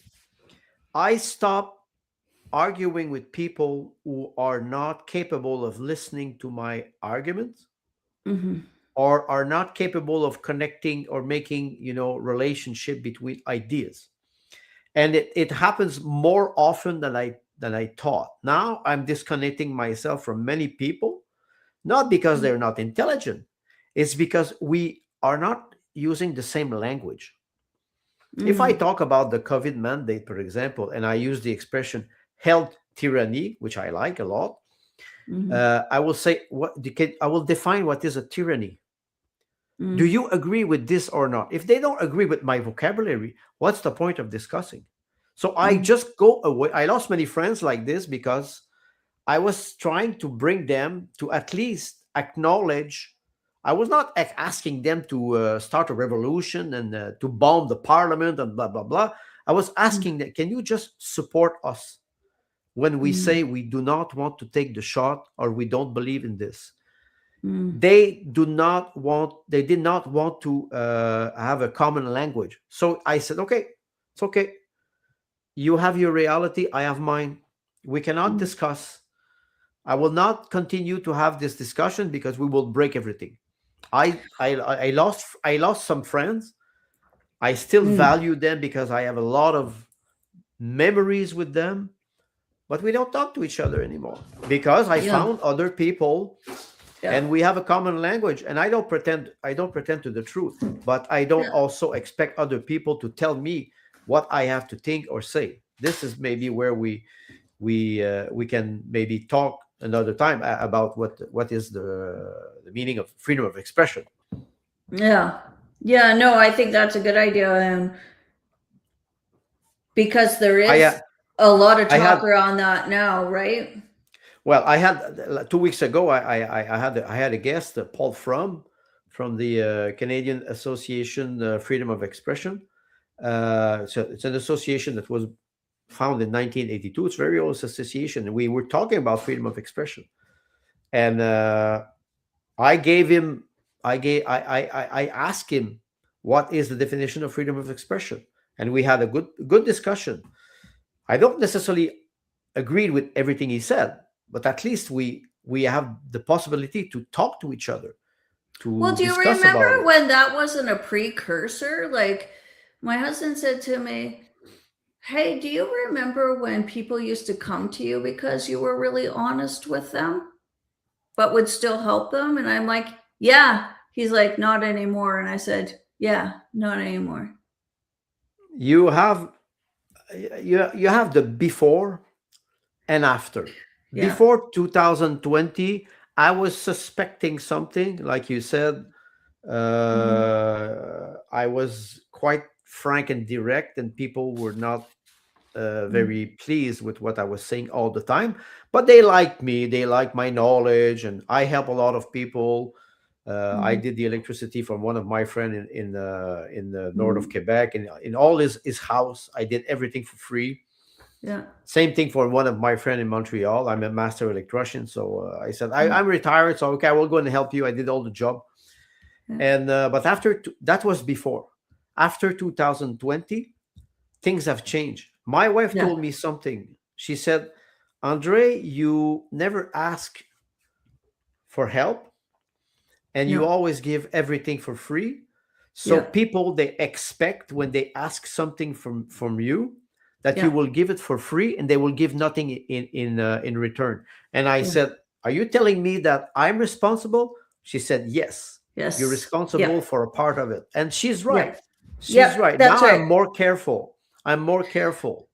I've had to have the same conversations a lot too, because the other thing that I've really recognized now, so going back to that part that we were talking about, which is our responsibility, because it's easy to go and say it's all the kid's fault or it's all the it's all the other person's fault, but it's not. We all have some sort of responsibility in it. And I agree with your wife, and me and my husband have come to that too, where we used to be the couple that was solid, that did everything for everybody, would help anybody at any time, to even maybe to the detriment of us. And what I'm finding now is, well, one, we're getting older and it's getting harder.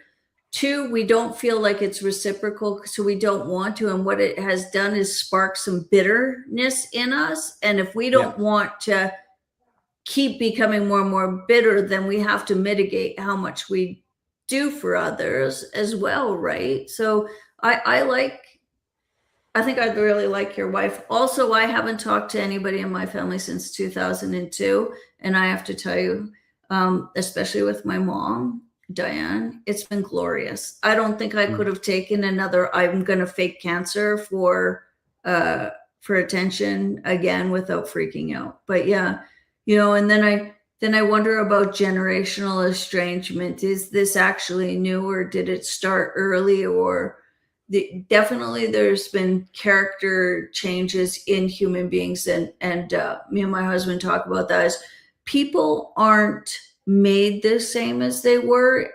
Even in the last, so often people have sort of regressed, but also since COVID too, is like, I asked him, when was the last time you engaged somebody in conversation and they asked how you and your family were, or your kitties? It's like, it's not very often now. People will spend their 10 minutes talking about themselves, and it will never cross their mind to even engage the other person about what's going on in their life. Something has really, really changed in that community orientation. Well, imagine now you know that I'm not seeing my daughter. We have a conversation next week. You will not say, "Hi, Andrew, how are you? How is your daughter?" Because you know that I don't have any contact with her. After 2020, many families were broken, and Oh yeah, I guess. So, even if they still see each other, the reflex of asking, "How are you, Limina, and how are your children?" I don't mm, have this reflex. We don't know each other a lot, but still, I know you have a husband, you have a family. If I had this reflex of family, I would immediately always ask. I have friends, Ukrainian friends, Russian friends. I mm, meet a Ukrainian friends. 2 weeks ago, I go there. He has a daughter and a son, but he doesn't see them. So when I arrive, I ask him, "How are you?" Blah blah blah. I don't ask about his children. I don't know them, and I don't have the reflex to ask him because he doesn't talk about them. Like when I talk, that today we have this discussion, I'm very happy because I have the chance to talk about my daughter and what happened and how it affect mm. me, but how many families are in this same situation. But we lost this reflex. You were talking at the beginning of the podcast about what about the family? We don't talk about the family anymore practically. Well, isn't that interesting? Maybe we should bring that back, because it's a real avoidance. It almost feels like the avoidance of death, like how we do death. We don't, when somebody's lost somebody, we just Exactly. sort of avoid it. But I'm not like that. I'm not obviously an avoidant personality, but then No, you're partially not. because of my counseling or whatever. So I have a friend whose baby died, and still on Mother's Day, I'll still send her a happy Mother's Day, because it acknowledges to her both the child, whose name was Auden, and I actually interviewed her about dealing with death on my channel. If anybody wants to look at it, it acknowledges the child that was there, the grief that she had, but that also she was a mother, because in avoiding the child, people avoid that she's a mother. She's a mother, and it's again, it's the memory. Yeah, It's the yeah, memory, and and that it is takes so from her. So important. yeah, We talk what I think we should, because I think also what I've noticed in my practice is that people hide shit, right? They think that families, you know, uh, inevitably when I'm dealing with couples, they'll say, well, other couples don't do that. And I'll say, other couples totally do that. The difference in couples is how much they hide from the outside world and how much they don't. But all couples have sort of that same platform of problems that could go wrong and that have their ups and downs in their lives. And so maybe part of our work is, even in the absentia of our that relationship that we covet, although I am trying to put mine back together currently, which is really an up and down trajectory. We need to start the conversation of how is your family, and be prepared of, it's not that good, or it's exactly, estranged, or my kids hate, just to start the dialogue so everybody's not pushing it back together. Because the first step towards any reclamation is acknowledgement. exactly, exactly. And you're mentioning one thing very important. We all have a secret garden. Yesterday morning, my wife and I, we were talking about this, and I told her, I said, "I'm sure you have things that you will never tell me. I have things Yeah. that I will never tell you, because this is the secret garden. It's something that you Yeah. cherish, Yeah. and you will, maybe you will tell God, or maybe you will tell your spouse when you die. But we have this tendency today. We have a conversation, you and me. We have a tendency today to publish everything, because we want to show we are honest. But I think up to a certain point, some conversation have to stay private. Some Mm. things have to stay between the family. They Yeah. always say, "Do not wash your dirty laundry. You wash your dirty laundry in family," meaning that Yeah. you still need this intimacy. And Yeah. today we lost it because of internet. And but I do agree with you. We have to show that the image of family, even if it is broken, and if it's sometimes we try to hide things, there are Mm. beautiful things in a family. There are Mm-hmm. beautiful things in a family. The fact that the only future that we have is through our children and grandchildren. Are we capable of reconciliation? I think we are, but it will Mm-hmm. take time, and we don't evolve at the same pace. Some people are slower than others. Well, and I would say on top of that, for people to remember that reclamation is never a straight shot of like, oh, I'm talking to my daughter, everything's great again. It is really that up and down, constant assessment. Sometimes it's more challenging and sometimes it's not. And I would advise people, and this is just my advice, is that not everything is also about reclamation. To make time to just play a board game, and remember you can have fun together. Exactly, exactly. You know? There's a small anecdote about a couple, old couple. They were married since 65 years together, and the Mm-hmm. journalist goes and have an interview with them, and he started to interview the wife, and says, "How is it with your husband? You're married since 65, say 70 years of marriage, happily married." And she started to talk for about 30 minutes. And after 30 minutes, the journalist turns to the spouse and says, "Oh, and you, sir, how it was your marriage 70 years with your wife?" He says, Good. I agree with everything my wife just said." That's it. Yeah, yeah, yeah, No, yeah. But it's the irony of the thing that marriage or a relationship, a long-term relationship, you have to build it, and you need to accept failure too. Sometimes it doesn't Mm, work, and it is something that you can work on it. We say all the mhm, time, sorry, mm, work in progress mm, mhm. up to a certain Yeah. point. Well, we've covered a lot today, and we're kind of coming to the end of our time together. I really appreciate your time. I really wanted to have you on, and I really appreciate your honesty. Sometimes it's hard for all of us to let people into our little worlds, but I think that we are getting to the point in time where talking about reclamation is important, because like I said, I am seeing sites come up where it's more about calcification and resentment, and I would hate, even for myself or anybody else, to think that that's the only trajectory for this broken thing. So here's some of the things that I think was important that we covered today. Is one, this isn't just people in your life being assholes. There was a targeted mechanism to break families. There's targeted propaganda, particularly around COVID. There's a targeted psychological system that is now trauma mining and creating false memories. So let's just put that aside so that we can understand that it's not just always a person being an asshole, that there's larger things at work here that we need to acknowledge. And one thing that I love that you said, Andre, is the first things first. I'm going to remember I love them.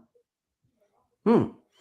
You start with this. You start with love and beauty, but it doesn't mean that you will forgive or forget what happened. In Mm-hmm. 2022, when the Freedom Convoy started, I remember I wrote an article, and I was appealing to people in that article, saying, do not target us. Do try to remember who's doing this to you. Yeah. And I was Yeah. talking about the doctors, the politician, police, uh, physician, and I was saying, do not think that we are your enemy. Yeah. Try to understand who is attacking you. And you are right, it was premeditated. And this, for It's many institutional. people, they cannot accept that their government wants to arm them. They just Mm-hmm. cannot accept it. Mm-hmm. Yeah. Yeah. Well, it is almost, and I've talked about this before with you and others, that we have to remember sometimes it's easier emotionally for people to bury their head in the sand. And I remember when I realized that the social safety net that I believed in, which was not COVID, but I mean in the 2000s, when I realized that there was no social safety net for people that were sick, and there was also no medical if they didn't believe you, or if it wasn't for Lyme disease, if it wasn't on their radar, you could just die. They didn't You care. die. That's it.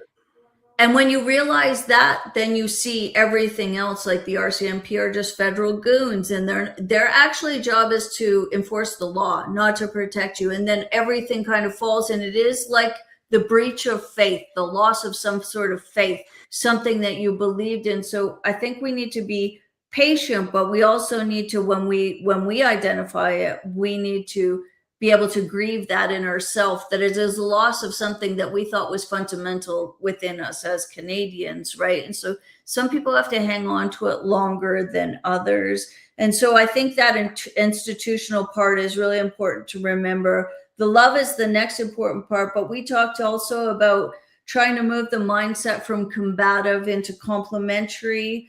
We talked about the duty to know yourself and what your responsibilities were, and to take stock of what you did, even if it was right. Some of the ways we act when we feel aggrieved is not necessarily the most conducive to getting your point across. Knowing when your point isn't wanted, making space to just maybe play a board game without talking politics, right? To make space for that good time, as you try and reclaim things. Also know it's not a straight shot from uh, talking to somebody to forgiveness. That we have we have a duty, and this is one thing I really maybe want to end on, Andre, is that we have a duty, even if our adult children or grandchildren or friends are no longer in our lives, to make the world a better place, to live out our morality and to walk a path that creates a better world from them for them, even if it's not acknowledged by them. I can refer to, the Sagrada Familia in Barcelona. It was finished this year. It's been 400 years that it has been built. You can imagine the first artisans who were working on the cathedral. They never saw the results. I think it's an endless process to work on improving mankind. And I think now, especially now, I think about the national debt, the burden that we have. It will collapse eventually. And what will happen? Will it be a reset? I don't know. But what I think we need to work to uh, I would say dismantle this system. This system did does not work. Did it ever work? I don't know. But I think Mm. the future generation, younger people, they look at this and they with disbelief. They cannot Mm. imagine the level of slavery that they are in. This is No. where we have a responsibility and a duty, and I agree with you. Hmm. And I would say that to people, young people who are worried about having children, about bringing children into the world. The world has always been full of terror, either through either through the mechanism of governments or just famine or concentration camps or genocide or war. Whatever the case may be, the world has always been full of terror. I think that people, the big recognition should be: can you raise your own kids? Like, can somebody stay home? Can you keep them out of school? Can you be the one that actually raises them? Are you willing to go that mile 100% of the time, all the time? And what is your support system? And if you have that in place, the world has always been scary, right? If you can disconnect them from these institutions that we're talking about that have caused all this terror, then you're going in the right direction. And look for people like Andre and I in your community that may not be your parents but are willing to support young people to have children and to keep them at home and with people who aren't going to institutionalize them. And I think that's what I would say about that. Do you have any last thoughts, Andre? We've really dug down into this. I'm super pleased, and I want to tell you that I'm really thankful that you came on, because there's already two actionable things that I want to do in my life and my reclamation that I think are going to set me on a better pathway. Well, first of all, I want to thank you for inviting me and proposing this subject. Mm. What about the family? And I will advise young people, if they watch, and even if they don't, I will advise them to take a microphone, to start a podcast, to start a conversation, to invite Yeah. you, to invite me, and to break this barrier between generation or color of skin, of religion, and try to have Mm. this conversation. So if we have knowledge and wisdom, at least we can advise you. Today we have the technology to do it. So I think it's an opportunity. Technology can be extremely dangerous, but it can be also very powerful if we Mm. are able to master it, not be slave of the technology, but use it so we can change the reality, especially today. I hope Mhm. that we will inspire younger people to Mhm. at least to rise and speak, because it's through Mhm. discussion that we can evolve, if I can Mhm. say, if I can use this Mhm. word. And thank you for Mhm. inviting me. It was a very pleasant conversation.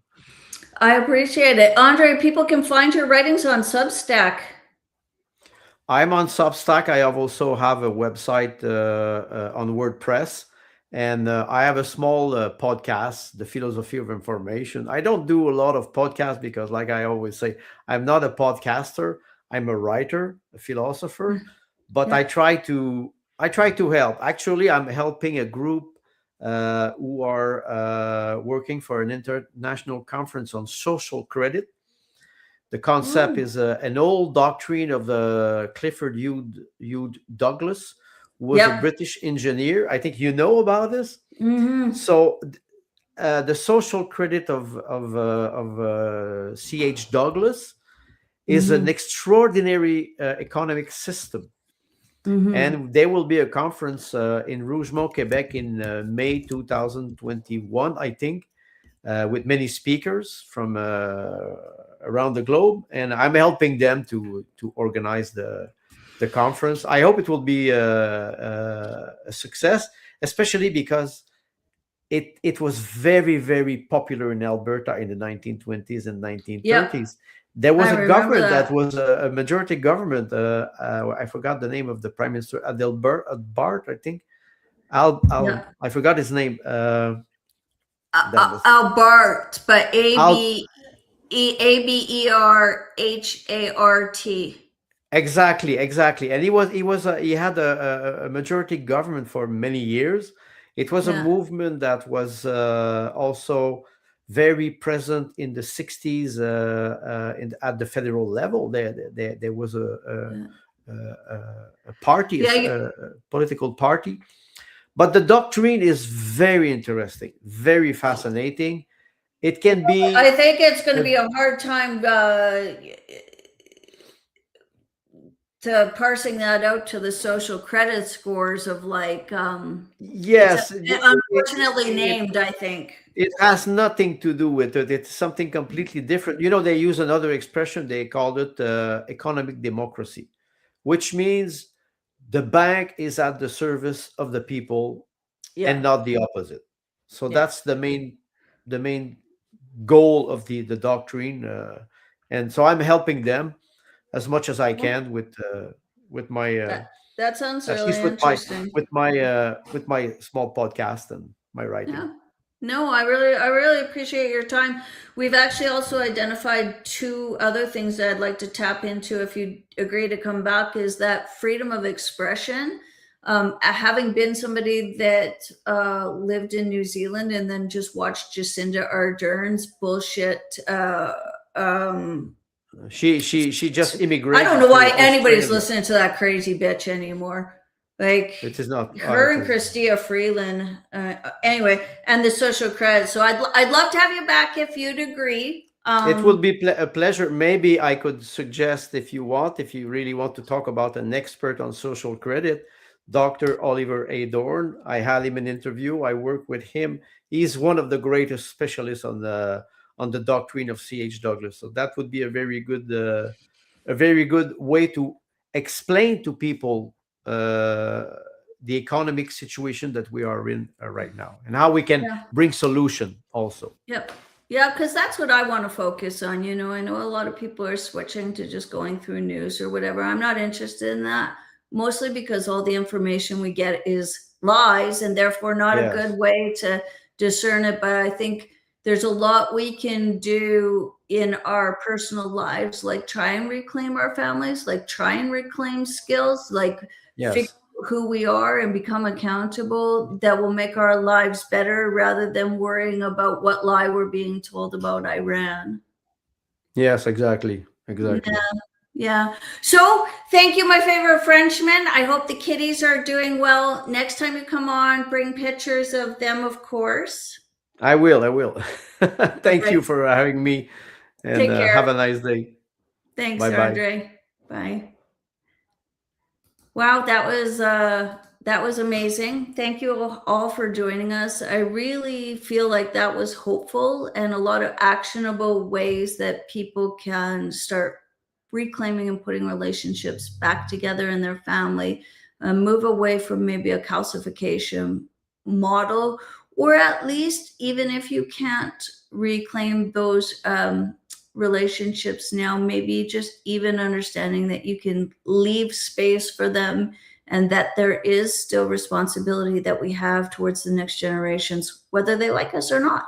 or vice versa. So thanks for joining us, everyone. Thanks again to Andre. Be well, everyone. Better yet, be brave.